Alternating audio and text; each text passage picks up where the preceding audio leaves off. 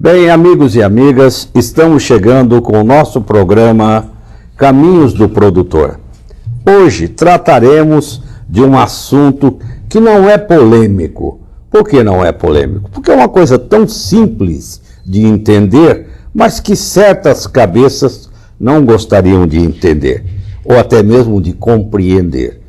Mas antes de eu anunciar os convidados, eu quero aqui dizer que a nossa Acrisul já está cuidando da Expo Grande do ano que vem. Sim, já preparamos a situação da grade de show, da genética aditiva, de uma exposição que poderá ser até internacional. Estamos trabalhando nessa direção. Será uma coisa muito boa, onde vamos resgatar, desde o baile do fazendeiro a uma festa maravilhosa, com leilões espetaculares, rodeios, provas de laço comprido e show de primeira qualidade. Bom, só estou dizendo isso que o formato está montado. Até a cerveja eu já estou tratando para saber quem é que vai ser o parceiro da Acrisul nesta próxima Expo Grande. Bem, vocês sabem, fazendo aqui um preâmbulo agora, que esta CPI do CIMI, ela foi uma obra, e eu assumo, que a Acrisul questionou junto aos parlamentares estaduais. Por quê? Ora, de repente o Mato Grosso do Sul, que é um campeão em produção de carne de qualidade, em grãos dos melhores, passa a ser a bola da vez para tumultuar um setor de produção, querer encolher o nosso território, com história de que aqui tem que ser reserva indígena, aqui também. E onde é que nós vamos parar? Questionamento interessante para o programa de hoje. E é por isso que eu, aproveitando a oportunidade, eu convido para o programa, como convidei através de tantas pessoas que gostaram do que eles se apresentaram com muita felicidade na sessão da Assembleia Legislativa, onde na terça-feira passada aconteceu a primeira reunião importante da CPI do CIMI. Trago aqui dois professores que são dois jornalistas e que lá fizeram e aconteceram dentro do meu estilo, mata a cobra e mostra o pau. Esse era o meu slogan quando eu era político. Agora não sou mais, mas aqui na Acrisul, como presidente, eu tenho que continuar em frente. Aquilo que a gente fala, a gente tem que provar. Por isso que eles me permitam, eu quero aqui dizer, o professor jornalista conhecidíssimo Lourenço Carrasco está aqui para conversar conosco. Como também o professor jornalista Nelson Barreto. São duas pessoas credenciadas, conhecedoras do assunto e que merecem toda a sua atenção. Então agora vamos à abertura desse debate. Como vai, professor? Muito bom, muito bom. E ontem na Assembleia acho que foi um momento histórico para o país questionar, não? Esse eu, seguindo su eslogan, creo que el CIMI é a cabeça de um monstro que hay que aplastar para que o desenvolvimento do país, que o país retome sua plena soberania e que se pare esta questão de que generar reservas para obstaculizar o desenvolvimento não só do estado de Mato Grosso. Nós acompanhamos todo o tema de Roraima, Raposa, Cerro do Sol, e lá ficou inviabilizado. Não existe mais que uma área muito pequena para a produção. Professor, o senhor gerou uma expectativa aqui no pessoal da igreja, porque eu sou católico também, mas só que não sou um católico fanático, eu sou um católico racional. A minha igreja é, como diria, a igreja do Papa Francisco, é uma igreja responsável. Eu estou aqui para jogar gasolina no fogo, não é por aí que nos interessa. Mas quando foi falado que o senhor viria, virou uma revolução nesse meio oponente, porque diziam que o senhor é contra indígena. Isso é verdade? Como pode ser contra indígena? Eu vou dizer, meu pai falava zapoteco, que é uma língua que se fala em parte do México. O senhor é mexicano? Eu sou mexicano. México tem 12 milhões de indígenas. Meu pai falava zapoteco, que é a terceira língua que se fala no México, que é, primeiro é o náhuatl, que é a parte central, os aztecas e as culturas que estavam no centro do país, o maya, e a terceira língua é o zapoteco. Dentro de 30, 40 línguas que foram preservadas por os missionários. Eles preservaram, mas não excluyeron exatamente el proceso de mestizaje. Yo no podría, yo diría hasta genéticamente, decir, estar contra los indios. La madre de mi pai era una persona que falaba só zapoteco, una persona, es decir, então, indígena, não? Com isto, o senhor está aqui provando que a sua origem é indígena lá no México. Todo mexicano, o 99% dos mexicanos, tienen sangue indígena. E por que esse amor que o senhor tem pela causa brasileira? Como o senhor está vendo esse movimento indígena? Que eu cheguei ao país e me extrañé desde o princípio, desde que se aprovou na Assembleia Nacional Constituinte, aquele capítulo dos índios, que se estava cambiando a orientação histórica do país. Este país é um país de liberdade e de mestiçagem. O passaporte brasileiro tolera qualquer fotografia de qualquer ser humano, seja a origem de que seja. É a única nação que tem essa qualidade. É verdade? É isso. E uma outra nação tem a mescla racial e a mescla racial que tem o Brasil. Interessante. Havia um intelectual mexicano que se chamava, não, no princípio do século, José Vasconcelos, muito famoso, incluso um intelectual católico da Revolução Mexicana. E quando ele veio ao Brasil, disse: aqui isto é o futuro da humanidade. O texto mais famoso dele se chama Raça Cósmica, porque diz: aqui se mesclou todo.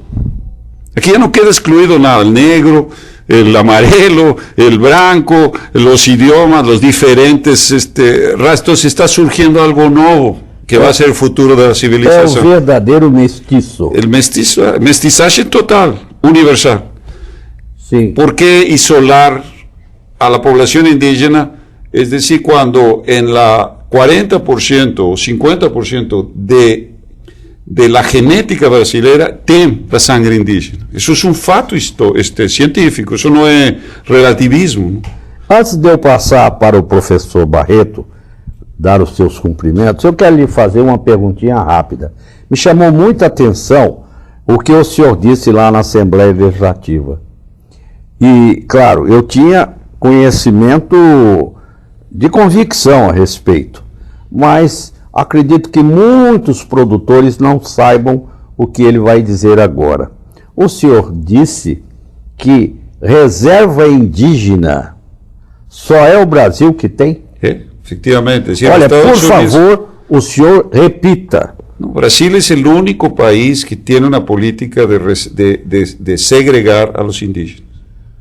Es decir, no existe país ni en África, ni en América Latina, en Argentina, o en Bolívia, o en México. E Bolívia tem uma população indígena. Exactamente. Es decir, ahora aquí el argumento es que son pocos y por lo tanto hay que reservar básicamente hoy un quinto do território nacional. Um absurdo. ¿No? Para mantenerlos por cuánto tiempo.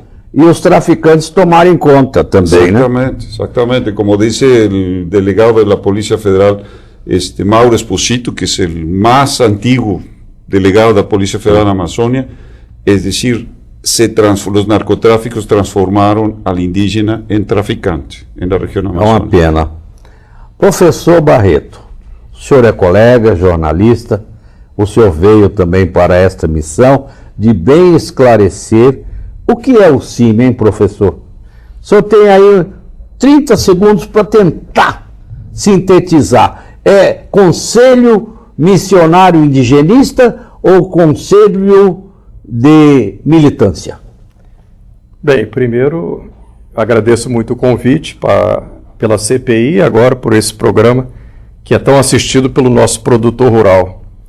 E acho que Mato Grosso do Sul, com essa CPI, com essa iniciativa, vai prestar um grande serviço para todo o Brasil, porque essa questão indígena ela está se espalhando não só aqui em Mato Grosso do Sul, onde agora é o cerne do problema, a chamada bola da vez, mas nós temos o Paraná, Santa Catarina, Rio Grande do Sul, Minas Gerais, Mato Grosso e assim por diante. Bem, Roraima, de onde eu estou vindo, e essa é a minha ligação, que em 2008, quando eu estive em Roraima, quando eu entrei para entrevistar o governador de Roraima, ele me mostrou um ofício do governador de Mato Grosso do Sul, na época, André Putinelli, preocupado e pedindo a suspensão daquelas portarias do presidente Lula, demarcando terras indígenas no sul de Mato Grosso do Sul. Bem, então, o próprio governador disse, olha, daqui só tem que ir para Mato Grosso do Sul, porque aqui foi Raposa, Serra do Sol. E agora, coincidentemente, antes dessa CPI, eu passei em Roraima, para ver um outro aspecto. Lá já agora não era uma reserva indígena, uma reserva ecológica, a Serra da Lua. Então, em 2008 eu fui pela Serra do Sol, agora eu fui pela Serra da Lua. Mudou. Mas mais uma vez, expulsando mais de 135 produtores rurais, mais de 100 anos desbravando e produzindo. E o CIMI, ele se diz católico, ele se diz missionário, mas a sua doutrina, desde a sua fundação, e é isso que eu mostro nesse livro. Esse livro tem duas partes. A primeira parte é do professor Plínio Corrêa de Oliveira, Tribalismo Indígena e Ideal Comum no Missionário do Brasil no século XXI. Então, em 1977, 5 anos depois da fundação do CIMI, o Dr. Plínio já denunciava e foi classificado como livro profético pelo ministro Marco Aurélio no voto que ele fez sobre a Raposa Serra do Sol. Bem entendido. Agora, aos dois convidados, eu quero fazer a mesma pergunta. Nós precisamos investigar de onde vem essa estrutura, ou seja, os recursos financeiros para o CIMI aqui no Brasil. De onde vem esse dinheiro? Bom, eso va a ser motivo claramente de la CPI que tiene que investigar. El problema es crear podemos decir, la estructura que permite esa investigación. Pues el origen del CIMI no es un origen dentro de la Iglesia. El origen del CIMI viene del Consejo Mundial de Iglesias, que es una iglesia, podríamos decir, a la Augusto Comte, la religión de la humanidad, sin definir qué es esa humanidad, ¿no? Es decir, el CIMI se orienta en aquella filosofía que Dostoyevsky, en aquel libro famoso de los hermanos Karamazov, decía en uno de los personajes: entre más amo a la humanidad, más odio al individuo. Y esa es la política indígena, el amar la humanidad abstracta de los indígenas y de mantener una política cruel, no, falta de compasión y misericordia con el indígena particular. Isso não é cristianismo. E é verdade, porque o índio, a gente sente que ele é usado, professor. Ele é massa de manobra. E essa primeira audiência foi muito importante para mostrar que o CIMI, ele não é católico. Embora esteja dentro da estrutura da igreja, ele está se utilizando dessa estrutura do nome de católico. Então é muito importante que os católicos tenham bem claro, isso aí não faz parte do catolicismo, porque eles condenam até os santos católicos, como São José de Anchieta, porque eles são contra fazer o trabalho de catequese e de civilização que os nossos jesuítas e vários outros ordens franciscanos, aqui no Brasil foi muito jesuíta, e às vezes perguntam, mas o senhor é contra o índio? O senhor falou da miscigenação, nós vemos o México, eu mesmo tenho os 3 sangues, o indígena, o negro e o português. Lá em Roraima? Não, eu digo minha pessoa, minha família. Mora no Rio, eu moro em Brasília, mas eu sou natural do Rio de Janeiro. Sim. E foi feito um estudo pelo Dr. Sérgio Pena, da Universidade Federal de Minas Gerais, e que ele analisou o DNA do brasileiro. E constatou o seguinte: 60% da população branca brasileira tem sangue indígena, E aí? Pronto. pelo lado materno. Sem nenhuma discriminação. E os negros também têm sangue branco. Então, o famoso neguinho da Beija-Flor, como o próprio diz o apelido, né? Ele tem 63% de sangue branco. Pronto, é predominante. Então, como é que pode falar em genocídio se esse povo foi miscigenado? Não, isso não é Isso é uma total apelação, uma tamanha infelicidade dizer genocídio. Nós sabemos que as ocorrências aqui no estado, elas até não são apuradas, porque a polícia que deve cuidar, já que o índio é tutela da União, é a Polícia Federal. Então, quando acontece uma briga entre eles, debaixo de uma comemoração festiva, com cachaça e droga, então lá morre um ou dois, e a culpa é do fazendeiro, que não tem nada a ver com coisa alguma. Então eu perguntaria ao senhor, que história, aos dois ao mesmo tempo, que o tempo aqui corre muito. Sim. Veja quanta apelação. Não compre e não coma a carne do Mato Grosso do Sul, porque ela está banhada com sangue de criança indígena. Isso é E a soja também. Sangue de criança indígena. Eu tenho 3 minutos ainda para fechar esse bloco. Eu divido com os senhores. 1 minuto e meio para cada um dizer quanta irresponsabilidade, quanta calúnia, quanta difamação se cometem hoje nessa bravata pelo mundo afora. Isso é um terrorismo publicitário.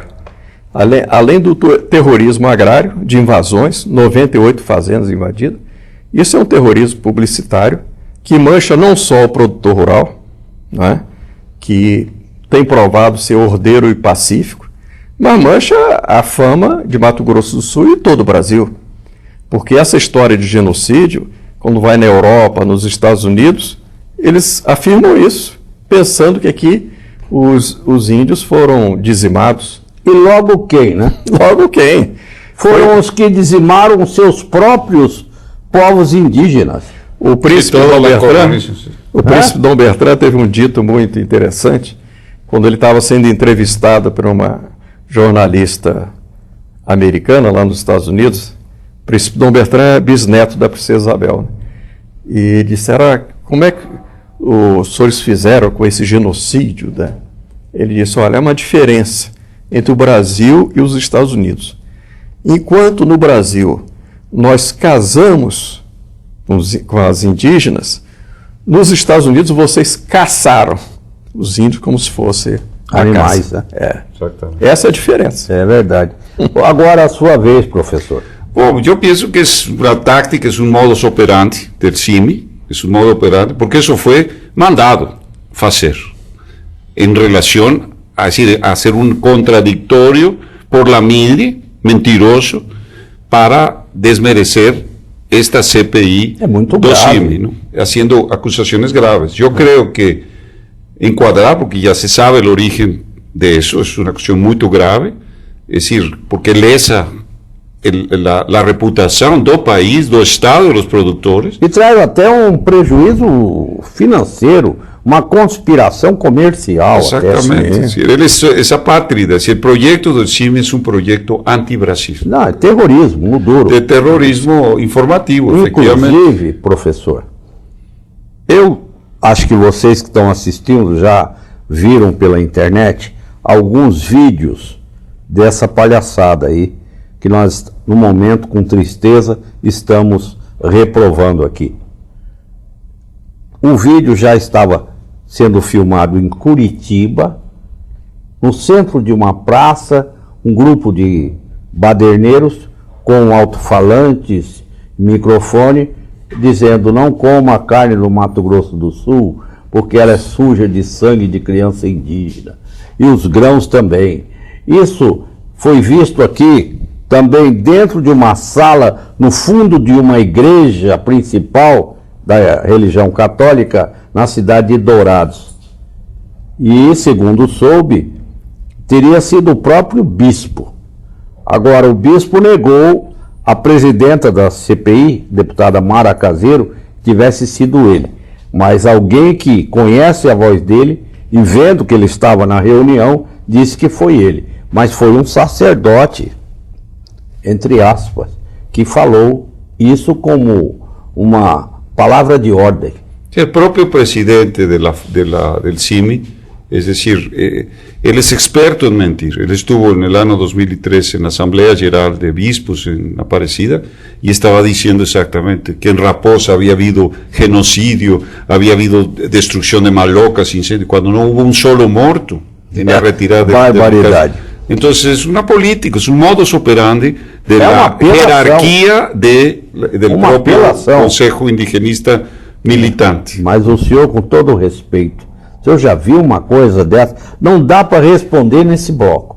Vamos pensar o que vamos tratar no segundo bloco. Principalmente a questão econômica, a questão da produção, a questão do nosso Estado ser a bola da vez e estar sendo implodido ou tentado a implosão por essa manobra criminosa que nós estamos aqui relatando. Voltamos daqui a pouco.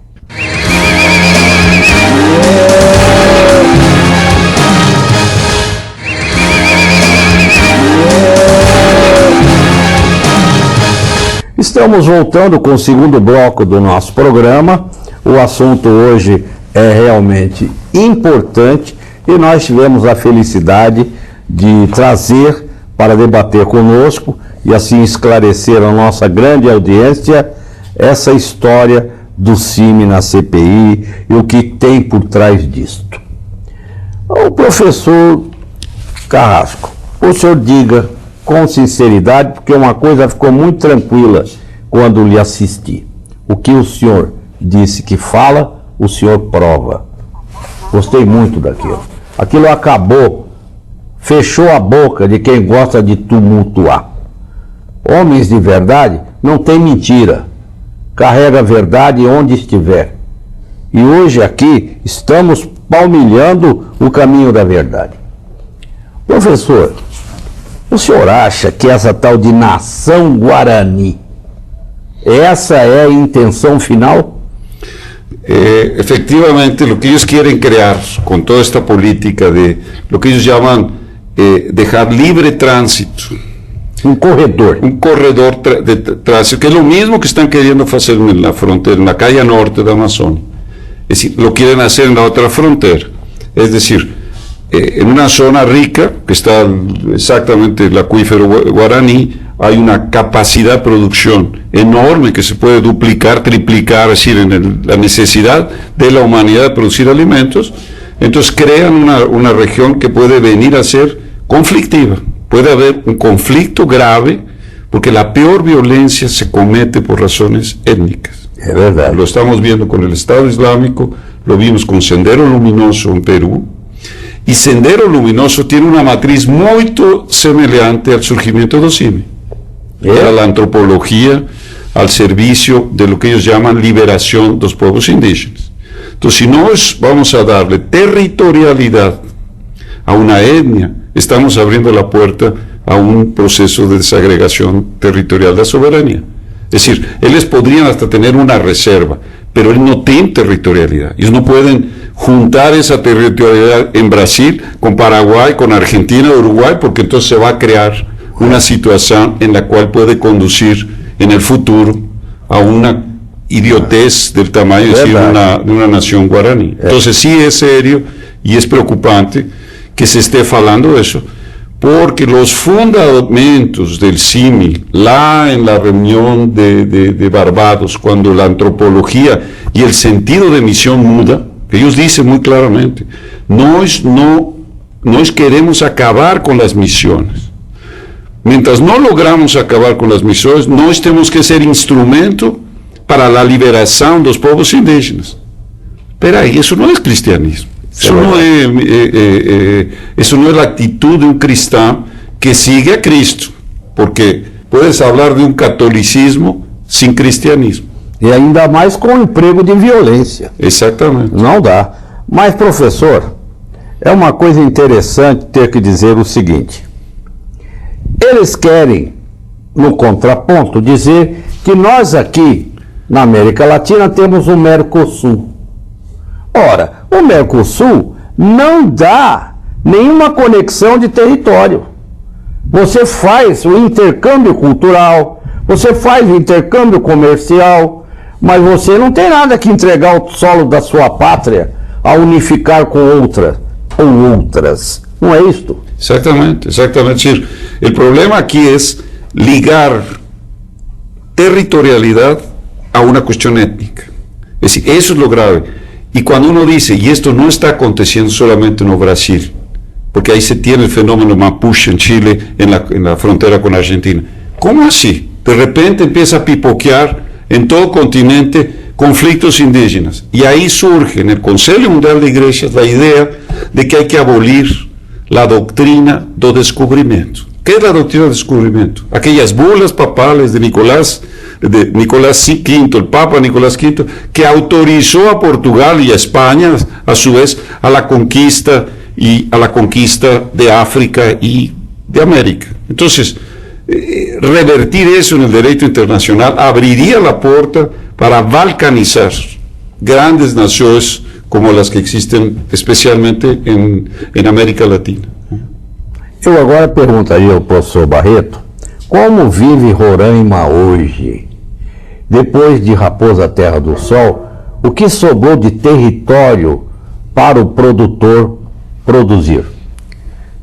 Roraima até hoje não se recuperou dessa desastrada demarcação da Raposa Serra do Sol, que chega a quase 60% do território com terras indígenas, depois tem reservas ecológicas, depois tem a 80% de reserva legal, sobra só 9%. Com 9%, o que é que um governo pode fazer? Exatamente. Então, o que sobrou da Raposa Serra do Sol? Sobrou uma demarcação devastada, sem nada, e os índios e os antigos produtores, muitos deles, foram morar e constituir 4, 5 favelas de Boa Vista. Esse é o resultado dessa política antipatriótica, quase digo que é de lesa pátria. Sim. Porque como aqui, essa nação Guarani, inteiramente artificial, é tirar a soberania do povo brasileiro. E a nossa geração não pode permitir isso. E Mato Grosso do Sul está dando exemplo para romper com isso.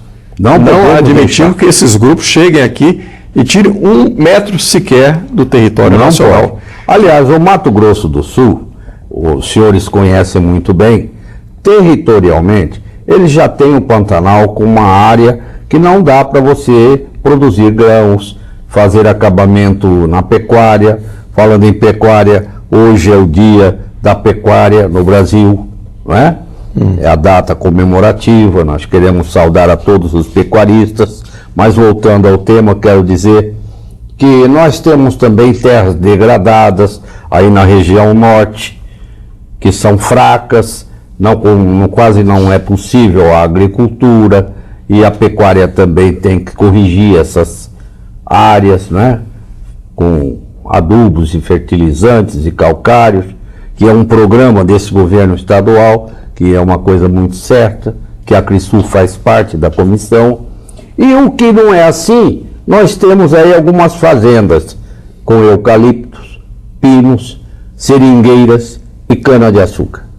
O que vai sobrar se a gente pegar o território produtivo e fazer terra indígena? Como é que esse estado de Mato Grosso do Sul vai viver? Vai encolher o seu território, professor? Bom, a ideia é encolher, reservar. A ideia é o seguinte: Brasil é uma nação que tem um potencial mineral, possivelmente, porque não está prospectado o território, de 2 Áfricas. En Amazônia y en el Brasil existan por lo menos 2 o 3 provincias minerales de importancia mundial, histórica. Así como se encontró el Presar, en la prospección de un territorio que no está ni siquiera investigado. Sí. Es decir, existen riquezas inconmensurables. Y en el futuro de la humanidad, la producción alimenticia, es decir, me refiero, el aumento de consumo alimenticio en los próximos 25, 30 años, 40-50% necessariamente vendrán do Brasil. Ouviram? Dá para o senhor repetir sinteticamente o que o senhor Não, falou? é decir, de todo o aumento de demanda de alimentos Para o mundo, 50% por lo estudo menos da FAO. vendrá de la expansão agrícola do Brasil. só é o Brasil que vai cuidar disso. E por isso, tome Brasil. Vamos bagunçar você, Brasil. Você não pode produzir mais, Brasil. Você não pode invadir. Porque o senhor falou uma outra coisa muito, muito importante, e isso é bem verdade.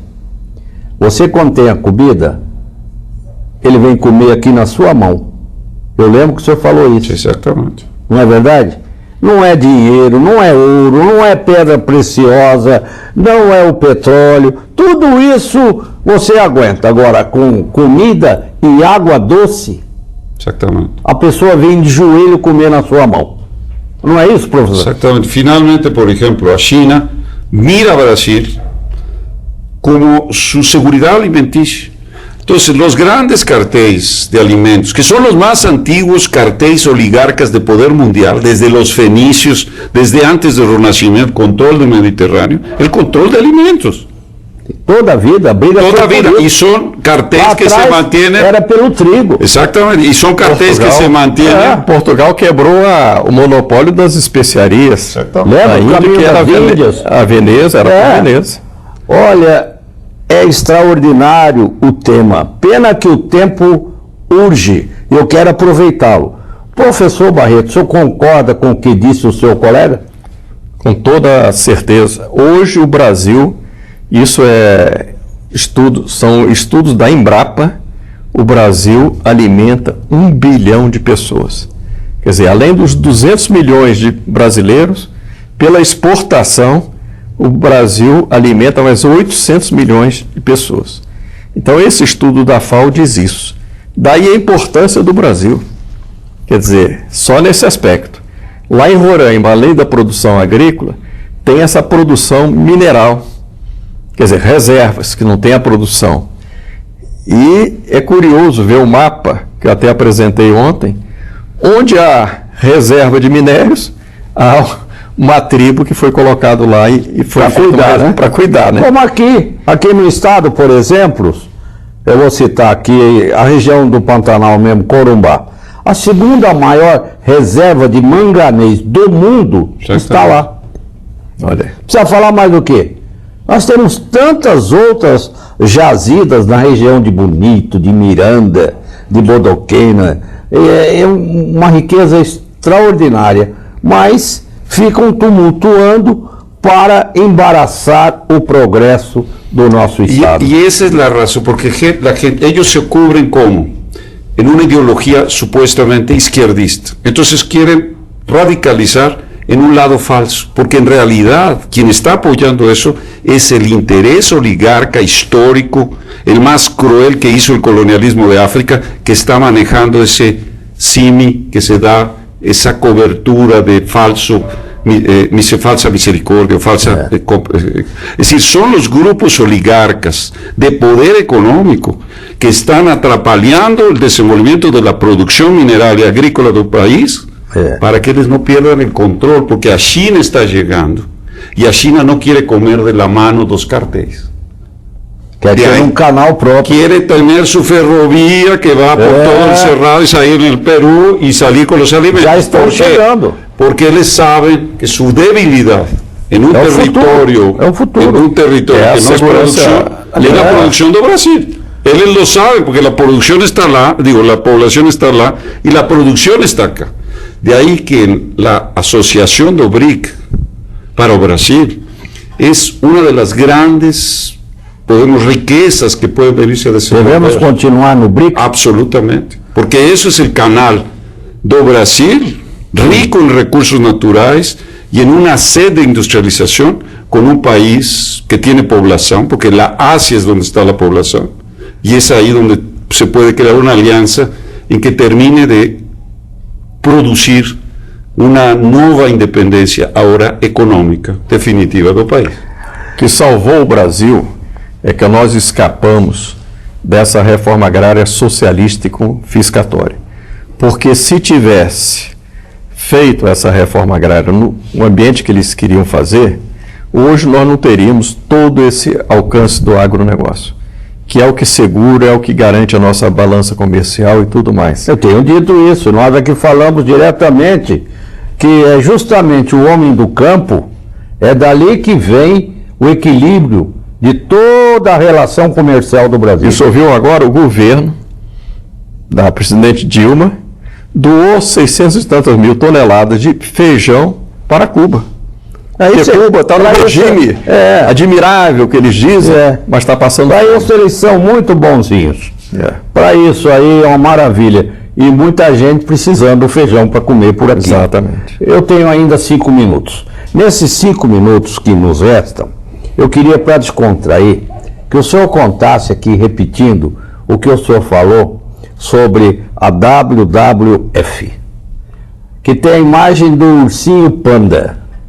O que tem por trás disso, professor?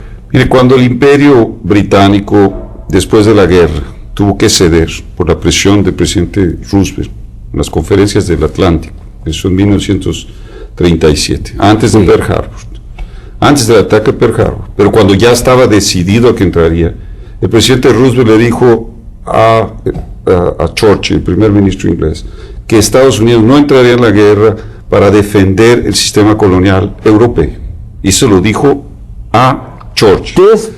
Textualmente en relación al tema de la India, que estaba en un proceso, está en la historia, eso está escrito por el filho de Franklin Delano Roosevelt.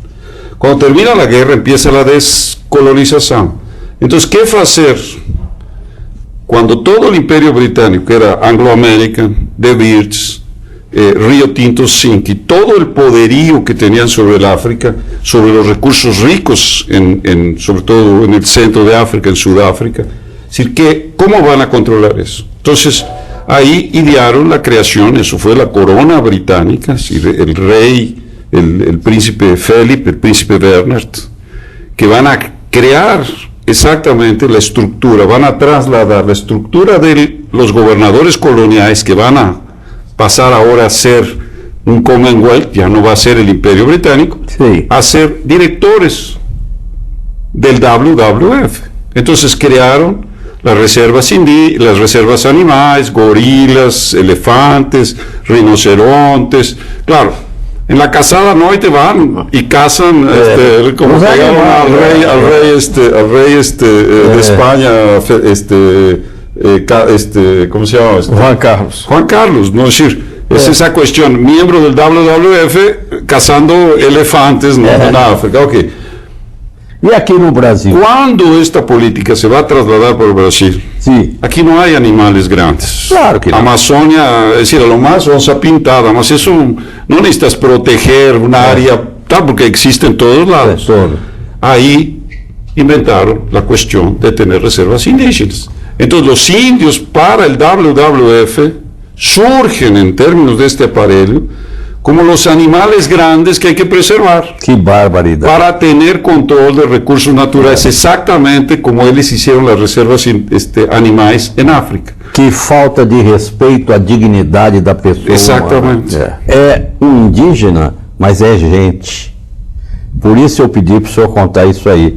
E o pior é que tem um grande truste de comunicação por trás disso. O senhor não precisa dizer aqui, o pessoal já entendeu, viu? Professor Barreto tem aí 1 minuto e meio. O senhor usa 1 minuto para a gente concluir dizendo o que mais o senhor gostaria de dizer. É justamente o seguinte, isso é uma campanha para esclarecer a opinião pública, porque essa teoria do CIMI, essa teoria do indigenismo, já contaminou inclusive as nossas escolas, as nossas universidades, e isso vai dando consequência e respaldo para depois esse ataque contra a nossa soberania e a nossa propriedade. Então, essa imagem da nossa história de desconstruir o nosso descobrimento, né? E a nossa formação de país, de nação, que nós devemos ter orgulho, apesar de também, como as obras humanas têm os seus defeitos, né? Hoje, Mato Grosso do Sul, que está no foco dessa luta, vai ser da inteligência, da coragem e da reação aqui que vai nos salvar o Brasil dos malefícios do CIMI e de toda essa corrente indigenista. Muito obrigado, professor Barreto. Até uma próxima oportunidade e agradece Mato Grosso do Sul pelo que o senhor colaborou em esclarecer a tanta gente nesses dias que estiveram por aqui. Uma alegria e uma honra para mim. Uma satisfação, professor Carrasco. Lamento não ter o tempo suficiente para que o senhor pudesse continuar dando essa aula de tanta cultura a respeito do assunto para todos nós. Mas dê pelo menos uma despedida. Patriotismo. Tiene que haber una respuesta al patriotismo. El comandante del ejército dice en relación a la cuestión amazónica que tenemos un déficit de soberanía. Y yo creo, completando eso, que la forma en cómo nos podemos responder a ese déficit de soberanía es aumentando nuestro patriotismo y la batalla por este país que merece grandeza, ¿no? Para el futuro da humanidad, la misión de Brasil para la humanidad. Viram bem? Mexicano falando em patriotismo para todos os brasileiros. E eu quero dizer, em nome da soberania nacional, porque o Mato Grosso do Sul faz divisa com a Bolívia, faz divisa com o Paraguai e tem quase ali a ponta com a Argentina. Por favor, eu vou resistir até o fim. Daqui não entregamos um palmo de terra para nenhuma nação, porque a nação nossa chama-se Brasil. Obrigado e até a próxima.